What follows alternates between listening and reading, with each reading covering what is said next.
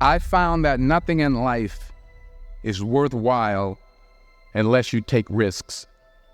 Nothing.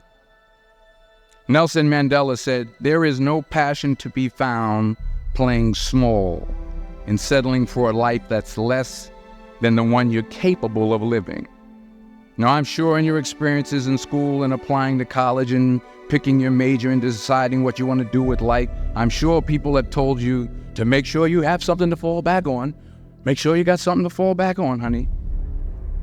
But I never understood that concept, having something to fall back on.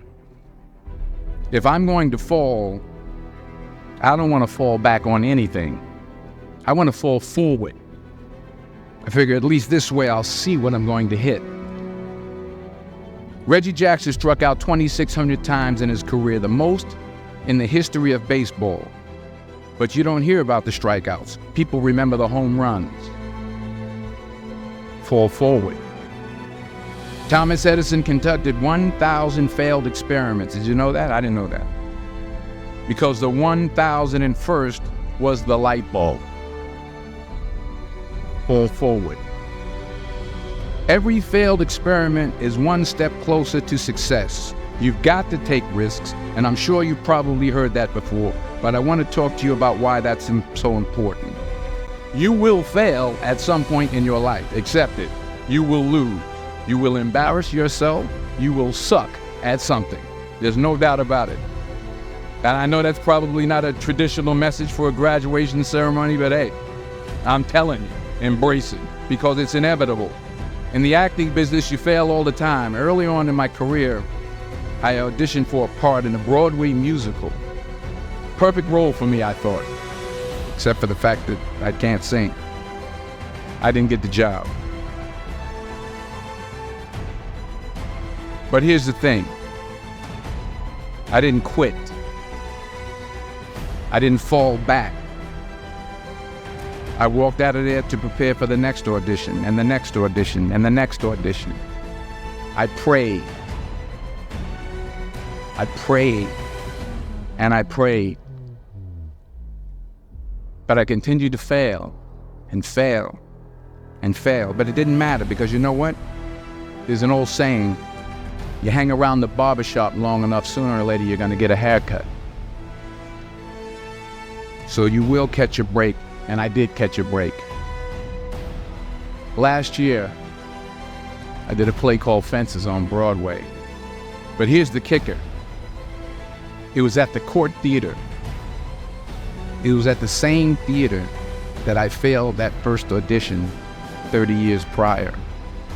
The point is, and I'll pick up the pace, the point is every graduate here today has the training and the talent to succeed. But do you have the guts to fail? If you don't fail, you're not even trying. I'll say it again. If you don't fail, you're not even trying. My wife told me this great expression. To get something you never had, you have to do something you never did. So imagine you're on your deathbed, and standing around your deathbed are the ghosts representing your unfulfilled potential, the ghost of the ideas you never acted on, the ghost of the talents you didn't use. And they're standing around your bed, angry, disappointed, and upset. They say, we came to you because you could have brought us to life, they say. And now we have to go to the grave together. So I ask you today, how many ghosts are going to be around your bed when your time comes? I just got back from South Africa. It's a beautiful country, but there are places there with terrible poverty that need help. And Africa is just the tip of the iceberg. The Middle East needs your help. Japan needs your help. Alabama needs your help. Tennessee needs your help. Louisiana needs your help. Philadelphia needs your help. The world needs a lot, and we need it from you. We really do. We need it from you young people. I mean, I'm not speaking for the rest of us up here, but I know I'm getting a little grayer. We need it from you, the young people, because remember this. So you got to get out there.